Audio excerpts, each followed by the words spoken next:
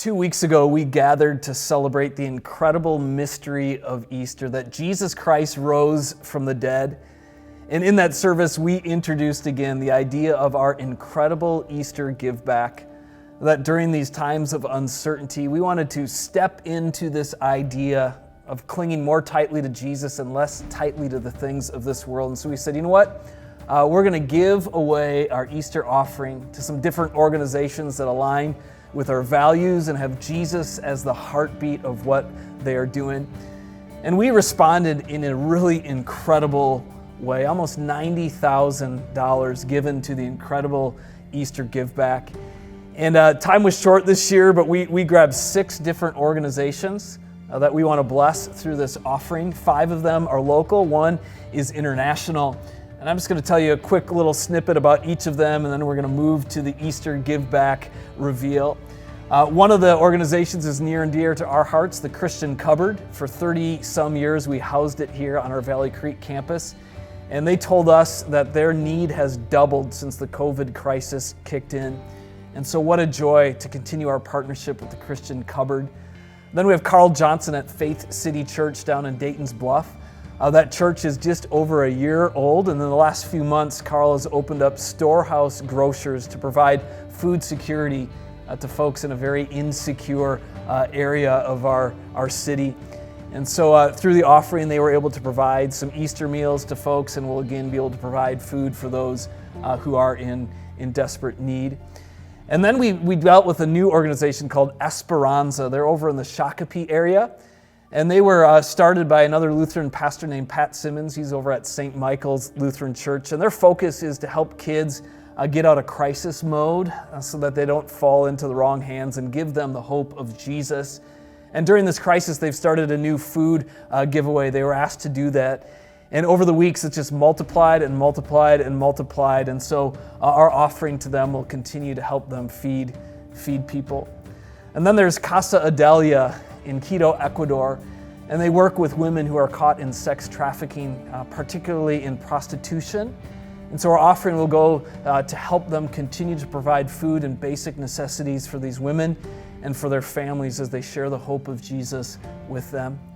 And then there's an organization in Oak Park Heights, the Stillwater area, Women's Options. They're a faith-based women's crisis pregnancy organization, and they help with families when it comes to diapers and baby food and counseling, and just show the love of Jesus in a critical time for ladies.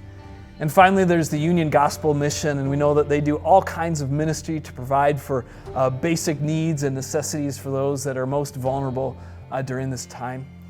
And so what an opportunity again, and what a joy to live out being the church. And I just want to thank you. As your senior pastor, I want to say thank you for stepping out in faith in times of uncertainty in our own lives, for clinging tightly to Jesus, to saying, you know what, we believe you, Jesus, that you will provide for us, and so we want to show your love to others. And so thank you for stepping into that. Thank you for having faith, and now enjoy seeing the fruits of your faith in the lives of these organizations.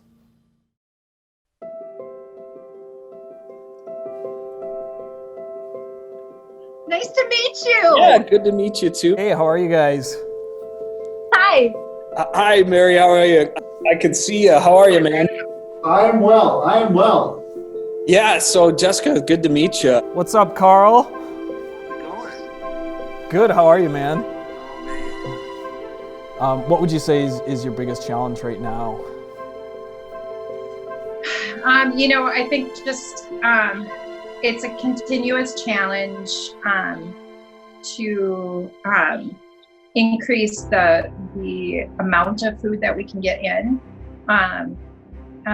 to serve 1,200 families in a week. We've been building relationships with these women that are in prostitution for like over 5 years now, and it's basically been relational prayer ministry. We go to the streets, talk with them, pray with them, which is awesome.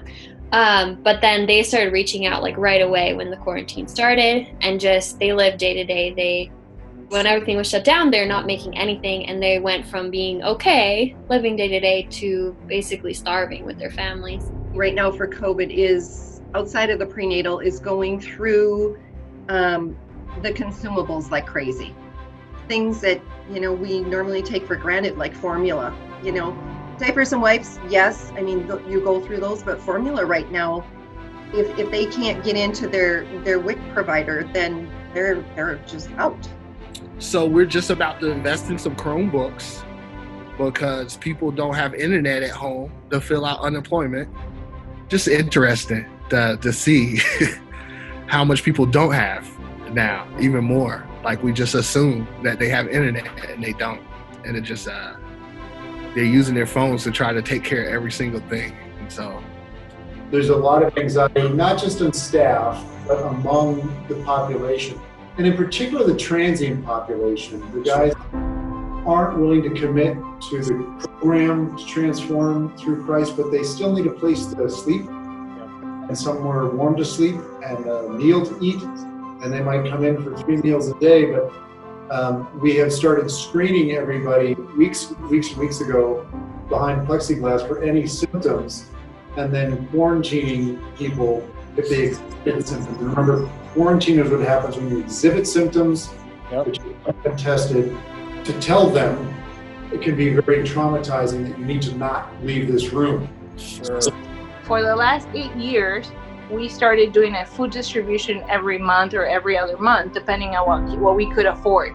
And the county reached out to us saying, would you be interested in doing a food distribution here in Shakopee, through a weekly food distribution in Shakopee while this happens? And we didn't know what we were getting into, what we were saying yes to, right?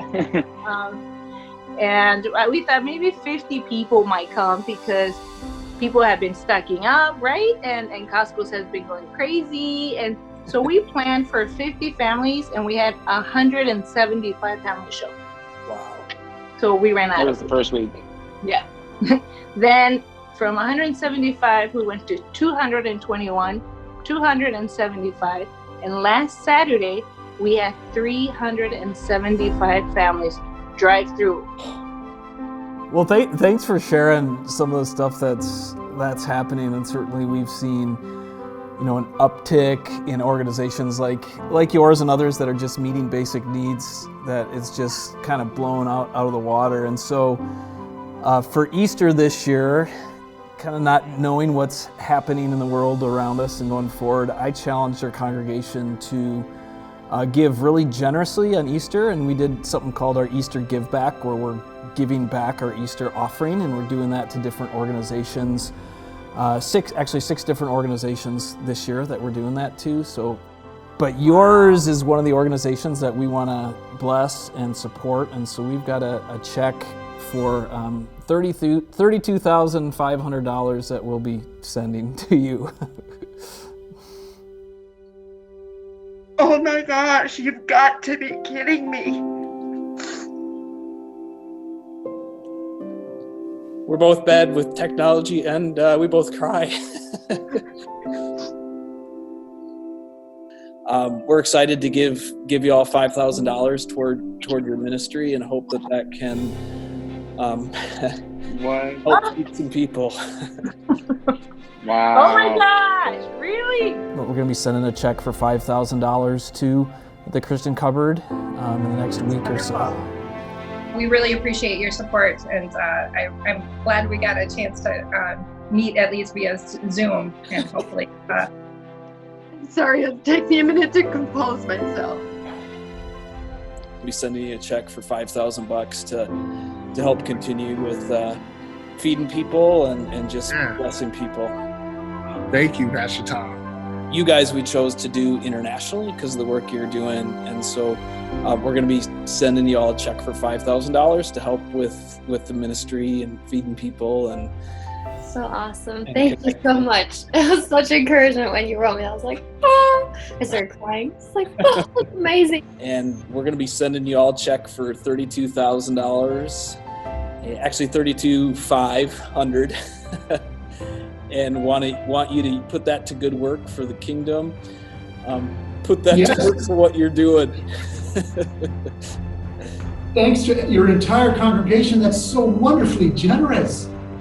I have to tell you that it's like $1,500 we spent last week. Yeah. to feed over 1,800 individuals. So maybe this can get you through a few more weeks. Absolutely. I think it will.